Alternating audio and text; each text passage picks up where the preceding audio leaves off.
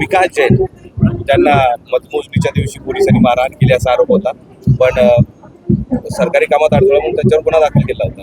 पोलिसांवरच त्यांनी हे केलं होतं. आज तेच पहिल्या रांगेत बसलेत आणि त्यांना सगळेच पोलीस सलामी देत आहेत. खरं तर मी आपल्या माध्यमातूनच बघितलं होतं की त्यांना मारहाण झाल्याचं,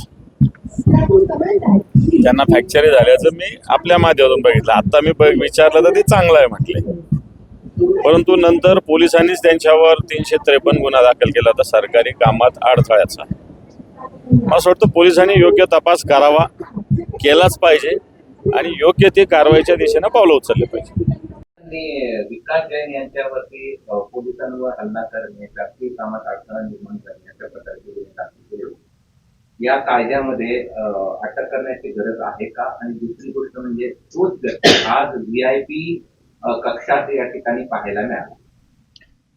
याच्यामध्ये 10/2026 प्रमाणे जो वेदांतनगरला गुन्हा दाखल झालेला आहे त्याचा तपास वेदांतनगरच्या पोलीस निरीक्षक करत आहे आणि तपास अधिकाऱ्यांनी सदर प्रकरणी त्या गुन्ह्यामध्ये जे आरोपी आहेत त्या तिघांना नोटिसेस दिल्या होत्या, जे कायद्याच्या प्रोव्हिजनप्रमाणे ज्या नोटीस देणं गरजेचं आहे त्या नोटीस त्यांनी त्याला दिल्या होत्या आणि नोटीस कायमी सदर आरोपी तपास अधिकाऱ्यांसमोर हजर झालेले आहेत. त्यानंतर तपास अधिकाऱ्यांच्या आवश्यकतेप्रमाणे पुढील तो तपास लीगल फ्रेमवर्कमध्ये केला जाईल. अटक करण्याची गरज नाही पोलिसांवर हल्ला केल्यानंतर आरोपी.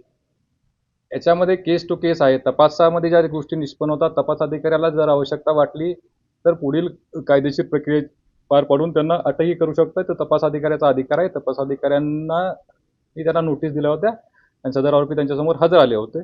ते तपास अधिकारी त्याच्यामध्ये निर्णय घेण्यासाठी सक्षम आहे. VIP आरोपी असेल तर अटक करायची गरज नाही, सामान्य आरोपी असेल तर अटक करायची गरज.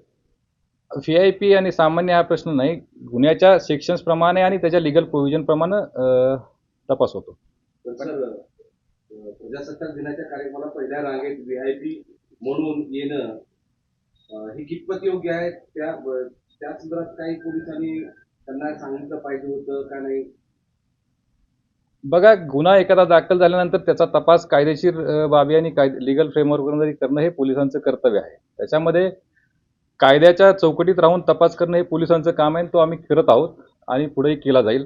त्याच्यामध्ये कुणाला काही सांगितलं जाणं किंवा न सांगितलं जाणं हे काही कायदेशीर चौकटीमधलं असू शकत नाही. कायद्याप्रमाणे तपास होतो का नाही हे पाहणं आणि त्याप्रमाणे पुढे जाणं.